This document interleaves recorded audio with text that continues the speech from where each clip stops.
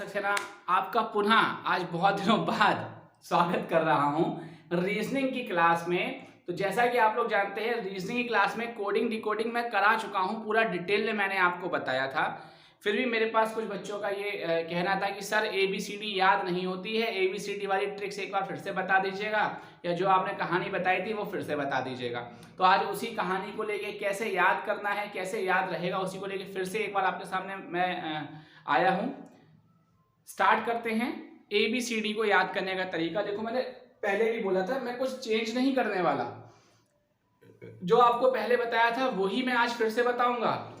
लेकिन आपका रिवीजन हो जाएगा ना, तो पीछे का रिकॉल हो जाएगा। अगर आपने पढ़ रखा है चीजें याद आ जाएंगी। आपके सामने ABCD लिखी हुई है, सब बच्चों को A से लेके E तक याद रहता है ना।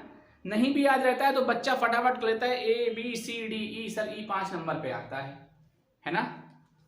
देख लेते हैं, आइए। ब्लू पेन है सर? नहीं है हमारे पास ब्लू पेन, हम ब्लैक से ही बताएंगे।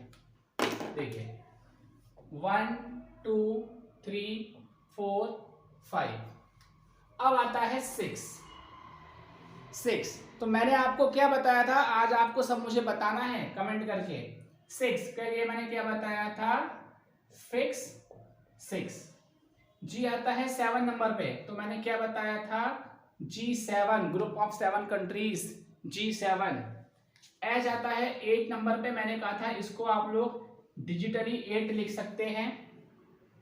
I आता है 9 नंबर पे, मैंने कहा था इसे आप लोग लिख सकते हैं I नो, तो इसे लिख सकते हैं I नो को 9। J आता है 10 नंबर पे और K आता है 11 नंबर पे। मैंने इसको आपको क्या बताया था इन दोनों का, कि जम्मू कश्मीर में रोज 10-11 गोली चलती है, ये मैंने आपको बताया था। L आता है 12 नंबर पे, तो मैंने इसका क्या बताया था आपको पहले की क्लास में, लाइन को देखते ही 12 बज गए। Line, L for line, line को देखते ही क्या बज गए, 12 बज गए। L आता है 12 नंबर पे। M आता है 13 नंबर पे। इसके लिए मैंने आपको क्या बताया था, ये आपने लिख लिया होगा। मैंने बताया था मेरा तेरा है पर मेरा है कुरकुरे। M फॉर मेरा, T से 13, तो मेरा 13 हो गया, ठीक है। N मैंने कहा था ऐसे ही याद कर लीजिएगा, 14 नंबर पे आता है। O 15 नंबर पे, P 16 पे, Q 17 पे, R 18 पे। अब मैंने आपको बताया था पहले आपको याद करना है P फॉर प्रिंस, और प्रिंस कितने साल का है, 16 साल का है। Q फॉर क्वीन, क्वीन कितने साल की है, 17 साल की है। अब रानी, Q फॉर क्वीन, रानी बड़ी है ना, तो क्या छोटे लड़के की शादी हो सकती है, नहीं हो सकती। तो P फॉर प्रिंस 16 साल का, Q फॉर क्वीन 17 साल की, ये आप लोग लिख लिए होंगे। चलिए अब बात आती है O और R की, ठीक है। तो मैंने कहा था इसको आप क्या लिख सकते हैं कि 17 से 18 साल के बच्चे, O आ गया 17 पे, सॉरी 15 से 18 साल के, 15 से 18 साल के बच्चे, तो O आ गया 15 पे और R आ गया 18 पे। ORS पीते हैं, ये मैंने आप लोगों को बता दिया था। अब आ जाइए S 19 पे आता है, T 20 पे आता है। बहुत सारे बच्चे क्या कर रहे हैं ना, वो T 20 याद कर लेते हैं और उनको पता है सर T से पहले तो S आता ही है, तो S 19 नंबर पे हो जाता है। तो बिल्कुल ठीक है, आप ऐसे भी याद कर सकते हैं। U आता है 21 नंबर पे, और मैंने कहा था You give me a kiss, तुम मुझे एक किस दे दो, ए किस। इस ए किस को मैंने कैसे लिख दिया, 21। यू गिव मी 21, जल्दी से बोलकर देख लो।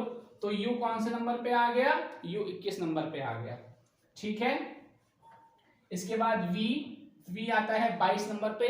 मैंने कहा था हम दो हमारे दो, वी हम दो हमारे दो, तो 22 नंबर पे हो गया। ठीक है, डब्ल्यू आता है 23 नंबर पे, एक्स आता है 24 नंबर पे, वाई 25 नंबर पे और जेड 26 नंबर पे। ठीक है, मैंने कहा था मुझसे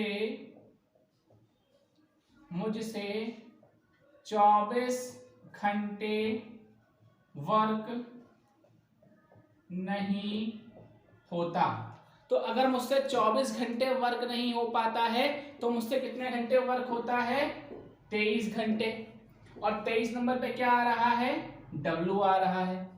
work for, W for work, W for work, तो 23 नंबर पे आ गया वर्क, W आ गया 23 नंबर पे।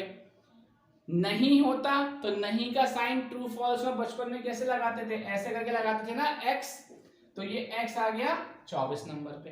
y होता है 25 पे, z होता है 26 पे। ये अधिकतर सब बच्चों को याद रहता ही रहता है। तो एक तो ये तरीका था इसको याद करने का। ये कहानी हमने आपको पहले क्लास में भी अपनी बताई थी जब रीजनिंग स्टार्ट की थी हमने, और आज भी मैं उसी को बता रहा हूं, क्योंकि मेरा ये मानना है जब आप चीजों को रिवाइज करते हैं तो आपको जल्दी से याद रहती हैं। अगर मैं हर बार बदल दूंगा तरीका तो वो आपके आकर्षण के लिए तो ठीक है, अगर मैं हर बार ट्रिक्स को बदल दूंगा तो वो आपके लिए आकर्षण तो होगा कि अरे सर को ये भी आता है वो भी आता है, लेकिन आप कंफ्यूज हो जाओगे। पता चला इतने दिन से पढ़ने के बाद आप जैसे तैसे तो याद कर पाए थे जम्मू कश्मीर, अब मैंने उसमें कुछ और लगा दिया, है ना। तो मैं फिर से वही चीज पढ़ा रहा हूं, एक तरीके से रिवीजन समझ लीजिए और आप लोग कर लीजिए, क्योंकि पेपर आ रहा है रेलवे वगैरह सब चीजों का। दूसरा एक ट्रिक आप लोगों ने सुनी होगी, इस ट्रिक का नाम है ई ज्योति। आपकी कोई मित्र हो ज्योति नाम की, उसके नाम के आगे ई लगा दो। ई ज्योति कहाँ जा रही, ज्योति के नाम के आगे ई लगा दो। आपको पता है ई आता है 5 नंबर पे, 5 से आगे बढ़े 10 नंबर पे जे आता है, 15, 20, 25। ई ज्योति ट्रिक को आप अपने पेपर में लिख के किसी भी अल्फाबेट का पता लगा सकते हैं। कैसे, आइए देखते हैं। सपोज मान लीजिए मुझे पता लगाना है आर कौन से नंबर पे आता है, तो सबसे पहले ये देखो कि आर जो है वो इसमें से किसके करीब है, तो आर है टी के करीब। अब ये आपको ध्यान रखना होगा कि आर जो है वो टी के बाद आता है, तो टी है 20 पे, 21 पर आ गया, सॉरी आर जो है वो टी से पहले आता है, आर जो है वो टी से पहले आता है। अब आपको पता है टी है 20 नंबर पे, तो आर अगर पहले आ रहा है तो आपको 2 कदम पीछे चले जाना है, आर हो जाएगा आपका 18 पे। अगर आपको पता करना है कि भैया वाई कौन से नंबर पे आता है, तो वाई आपको पता ही है 25 नंबर पे आता है। अगर आपको पता करना है कि एक्स कौन से नंबर पे आता है, सबसे पहले ये पता करो कि एक्स किसके करीब है, तो एक्स तो वाई के करीब है। एक्स किसके करीब है, वाई के करीब है, यहां दिख भी रहा होगा।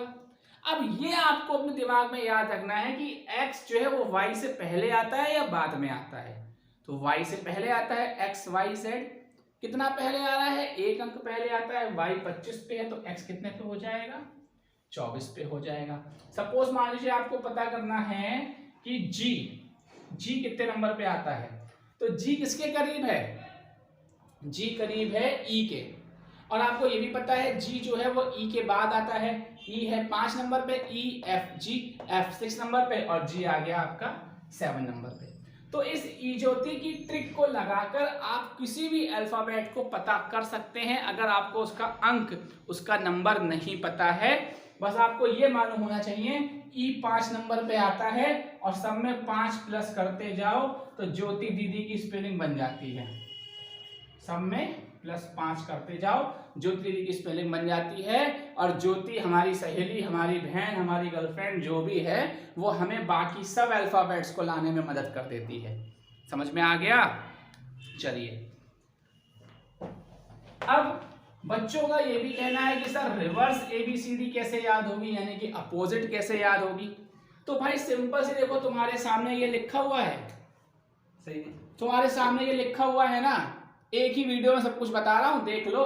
तुम्हारे सामने ये लिखा हुआ है ना ABCD। 1 + 26 कितना हो गया? 27। कहने का मतलब दो अपोजिट लेटर्स, दो विपरीत लेटर्स या दो अपोजिट संख्याओं का जो सम है, जो एडिशन है, वो 27 होता है। तो जिन दो अपोजिट लेटर्स का सम 27 होगा, वो लेटर्स आपस में अपोजिट होंगे। अब ये तुम्हें याद करना पड़ेगा कि भैया B 2 पे आता है और Y 25 पे आता है, तो 25 और 2 27। इसका मतलब B का अपोजिट Y और Y का अपोजिट B। तुम्हें याद करना पड़ेगा C 3 पे आता है, X 24 पे आता है, 24 और 3 27। इसका मतलब C का अपोजिट X और X का अपोजिट C। तुम्हें याद करना पड़ेगा कि D 4 पे आता है और W 23 पे आता है, 23 और 4 27। इसका मतलब D का अपोजिट W और W का अपोजिट D। इस तरीके से किसी भी अल्फाबेट को उठा लो। देखो मैंने J और Q को उठा लिया। मुझे पता करना है कि J और Q आपस में अपोजिट हैं। J 10 नंबर पे, Q 17 नंबर पे, दोनों का सम कर दिया, 27 हो गया। इसका मतलब J और Q आपस में अपोजिट हैं। ये बात समझ में सबको आ गई होगी। तो अपोजिट को आप इस तरीके से भी निकाल सकते हैं। दूसरा, मैंने आपको एक कहानी भी सुना रखी थी अजीज वाली, बच्चों को याद भी होगी। एक बार उस कहानी को देख लेते हैं। आइए उस कहानी को भी एक बार देख लेते हैं, कुछ छोड़ूंगा नहीं, ठीक है। आइए देख लेते हैं क्या है वो कहानी फटाफट।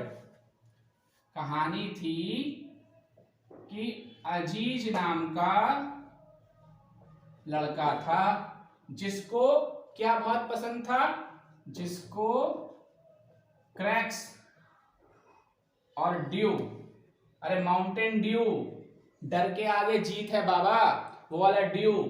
अजीज नाम का लड़का था, यानी कि बॉय, जिसको क्रैक्स बहुत पसंद था। क्रैक्स खाए हो? गोल गोल होता है, बीच में छेद, उंगलियों में घुस जाता है, ठीक है। अजीज नाम का लड़का था जिसको क्रैक्स और ड्यू बहुत पसंद था। उसका EVS का एग्जाम था। EVS के एग्जाम में वो फालतू पिक्चर देखने गया। फालतू मूवी देखी है? आलतू फालतू आई बला को टालतू गाना भी था, ठीक है। फालतू मूवी देखने गया। क्यों देखने गया फालतू मूवी? एग्जाम हो रहा है लेकिन फालतू मूवी देखने चला गया क्योंकि अपने आप को बहुत क्या समझता था? ग्रेट समझता था। अब ग्रेट अपने आप को कभी बच्चा क्यों समझता है? जब बच्चा हाई स्कूल इंटर पास करके आता है ना, अपने आप को बहुत महान समझता है, अरे मुझे तो सब कुछ आता है। तो ग्रेट क्यों समझता था? क्योंकि उसके हाई स्कूल में और इंटर में बहुत ही बढ़िया नंबर आए थे। हाई स्कूल में और इंटर में बहुत ही बढ़िया नंबर आए थे, ठीक है। अब क्या हुआ, उसका रिजल्ट आया EVS एग्जाम का, तो वो उसमें फेल हो गया। फेल हो गया तो उसके बाप ने बहुत गुस्सा करा, पिताजी ने, कि बताओ नालायक, इतना अपने आप को मतलब महान समझ रहा था कि हाई स्कूल में इतने अच्छे नंबर, इंटर में इतने अच्छे नंबर, पिक्चर देखने चला गया एग्जाम वाले दिन है, अब देख हो गया ना फेल। तो पापा बड़े गुस्सा हो गए। पापा ने कहा कुछ नहीं करेगा, नकारा लड़का है, और उसकी शादी कर दी किससे? जंगल क्वीन से। अब जंगल क्वीन से शादी हो रही थी, मन ही मन बड़ा खुश हो रहा था, जैसे तुम भी होते हो। जंगल क्वीन से शादी करने के लिए जब उसकी बात पक्की हो गई तो ये बात चली, भैया तू शादी में क्या पहनेगा? तो वो बोलता है मैं शादी में पहनूंगा कुर्ता पजामा, ठीक है, कुर्ता पजामा पहनूंगा। पैरों में क्या पहनेगा? बोला लोटो के जूते पहनूंगा। लोटो कंपनी के जूते पहनेगा भाई कुर्ता पजामा के नीचे, और लोटो के जूते पहनकर क्या बन जाएगा शादी में? दूल्हा। और दूल्हा कौन होता है उस दिन? एकदम जेंटलमैन लगता है, तो क्या बन जाएगा? जेंटलमैन। ये कहानी मैंने आपको पहले भी सुनाई है, रिकॉल हो गई होगी आप लोग के दिमाग में। आइए देख लेते हैं इस कहानी का मतलब क्या था। अजीज नाम का लड़का है, A का अपोजिट Z, A का अपोजिट Z और Z का अपोजिट A। अगर आपको नंबर याद है तो A आता है 1 नंबर पे, Z आता है 26 नंबर पे। 1 और 26 को आप ऐड कर दो तो कितना हो जाता है 27। तो अभी थोड़ी देर पहले बताया था ना, दो अपोजिट अल्फाबेट्स की संख्याओं का जोड़ 27 होता है। बी के अपोजिट y, सी का अपोजिट x और x का अपोजिट c, d का अपोजिट w और w का अपोजिट d, e का अपोजिट v और v का अपोजिट e। देख लो अभी लिखा हुआ है, मिटाया नहीं है। e का अपोजिट v का अपोजिट e, 22 और 5 27 होता है। f का अपोजिट u, g का अपोजिट t। मैं यहां पर करता जा रहा हूं, आप ऊपर देखते जाइएगा। g का अपोजिट t का अपोजिट g है। दो अपोजिट संख्याओं को जोड़ देंगे या दो अपोजिट अल्फाबेट की संख्याओं को जोड़ देंगे तो 27 हो जाएगा। h का अपोजिट s, I का अपोजिट r, जंगल का अपोजिट क्वीन JQ, ठीक है। K का अपोजिट P, L का अपोजिट O और M का अपोजिट N। देख लीजिए M का अपोजिट N है, 13 14 27 होता है। एक ही वीडियो में सारा कोडिंग डिकोडिंग का जो बेस है वो आपको याद करा दिया गया है। क्वेश्चंस अब इस पे कैसे होते हैं ये मैं आपको नेक्स्ट वीडियो में बताऊंगा। तब तक के लिए इसको एक बार फिर से देखें, पढ़ें। जो बच्चे नए जुड़े हैं उसे एक बार नोट कर लें, पुराने बच्चे रिवाइज कर लें। मिलते हैं नेक्स्ट क्लास में क्वेश्चंस के साथ। तब तक के लिए अपना ध्यान रखें। धन्यवाद।